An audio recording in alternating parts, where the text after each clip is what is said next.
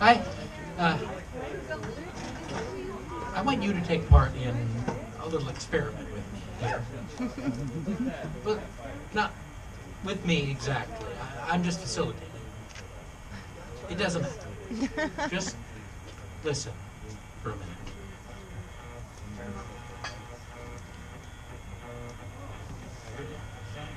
Did you hear anything? Anything at all? Knocking, maybe? A rustling? A scratching? Voices, indistinct or otherwise? Because I didn't make a sound. I was being dead silent. You've just taken part in what I call a radio test, a semi-passive scanning protocol for post-mortal emanations, or PMEs, or ghosts. Did you hear anything? Were you quiet? How quiet were you? Try listening again.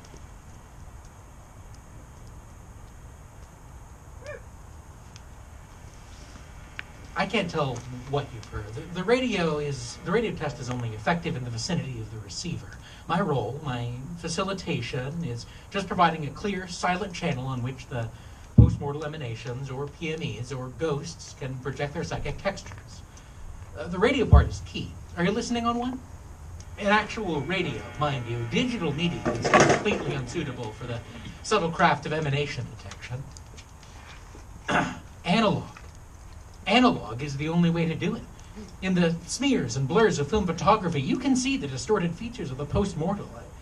When was the last time you got a glimpse of the great beyond in a sterile matrix of ones and zeros? When was the last time you got a glimpse of the great beyond at all? I want you to listen again. Really listen. Don't think about how crazy you may consider me. I want you to make sure that it's quiet around you and really, really, really listen. Okay? Okay. Here we go.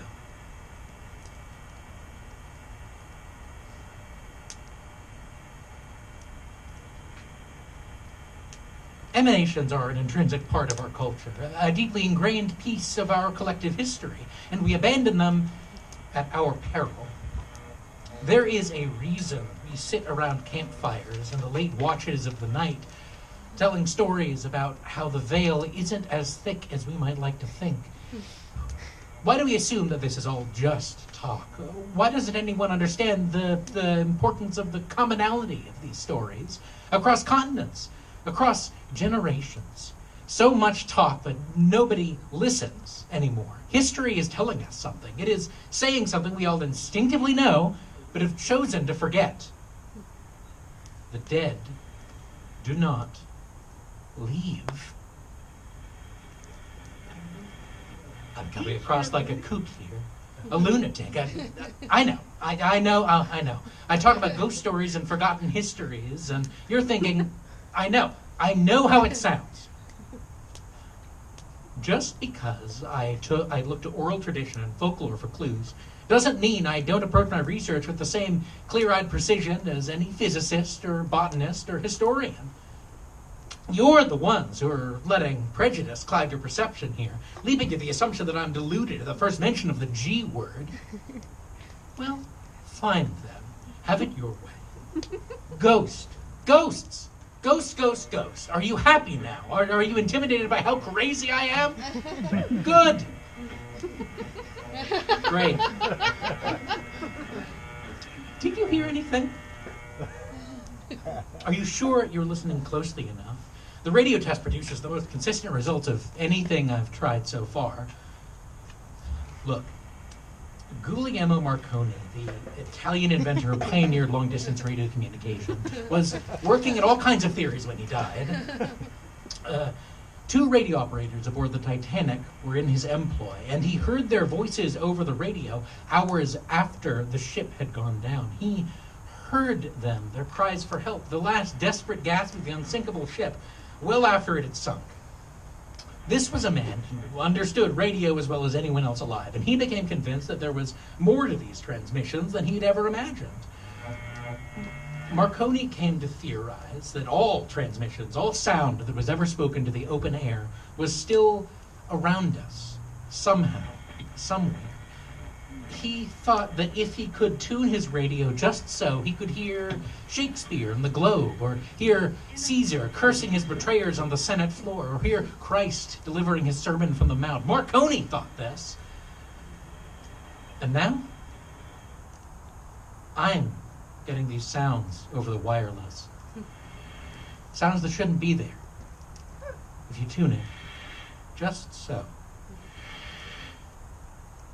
Can you hear them? The voices of the dead. Post-mortal emanations. PMEs. Ghosts. People quibble with me about this. They say that that's not the same thing, even if it's true. Marconi was talking about the vibrations of stuff that had already been said, not disembodied consciousness, not psychic textures or emanations. And I say, maybe. But then I ask, what do they imagine a ghost is? It's not a rhetorical question. I don't have much of a point, beyond genuine curiosity. What do you think a ghost is? I hear all kinds of answers. Some tell me that they're manifestations of guilt. You've heard these stories, murderers and betrayers haunted by their past victims. These people say that ghosts are really just the spirits of sleeping dogs that won't lie. Some tell me that they're creatures with nothing left of them but fear. Scraps of people. Nothing left but the part that was scared to die. Too scared to die. Some tell me they're delusions. They were never there. Nothing but the poison of nostalgia, filling old places with wishful thoughts of better days. That I'm the one who's scared to let them die. Did you hear that? I guess not. I guess I don't really know what a ghost is. Not very precise of me, I know. At least botanists and physicists know what azaleas and Newtons are, respectively. I can't be certain.